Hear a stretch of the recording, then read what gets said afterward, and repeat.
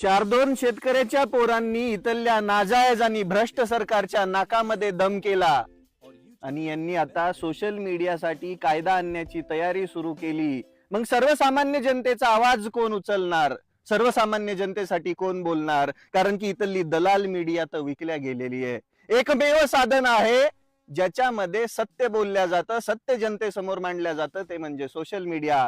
पण काल फडणवीस या महाराष्ट्रातले सगळे मोठाले प्रॉब्लेम बाजूला ठेवून एका आमदाराची बदनामी झाली म्हणून त्याने प्रश्न उपस्थित केला की त्याला उत्तर देतायत सोशल मीडियासाठी आम्ही कमिशनर सोबत समिती गठीत करून कायदा लवकरच आणू। त्याला अनुमोदन या विधानसभेचे अध्यक्ष पण देत आहेत। बहुतेक त्यांना बी फटका बसलाय सोशल मीडियाच्या खऱ्या गोष्टींचा।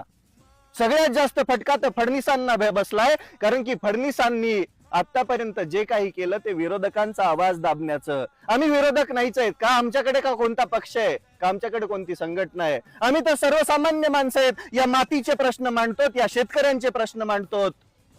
मग फडणवीसांनी ज्या ज्या गोष्टी केल्या त्या गोष्टी बघितल्या तर तुम्हाला पण वाटेल की काय आहे। सगळ्यात सुरुवातीला प्रशासनाकडून दबाव आणण्यासाठी याला त्याला सांगून फोन करायचे, नको बोलत जाऊ, अडचणीत येशील।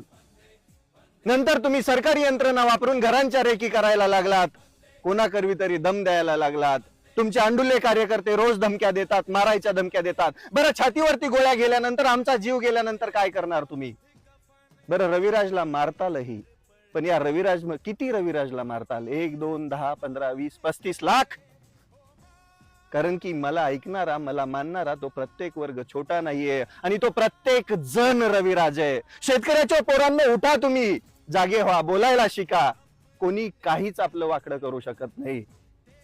हे फक्त मुस्काटदाबी करू शकतात, पण मुस्काटदाबी तेव्हाच करता येते जेव्हा एखाद्याचे हात दगडाखाली असतात। आमचे हात कुठंच नाहीयेत, क्लीन इमेज आहे। काय काय करणार तुम्ही? कोणती बदनामी करणार तुम्ही? कुठे आम्हाला नेस्तनाबूत करणार? बरं, मारतालही तुम्ही मारूनही टाकताल, तुम्हाला ते सोपं आहे। एवढ्या मोठ्या उपमुख्यमंत्री अजितदादा पवारांचा काटा काढला तुम्ही।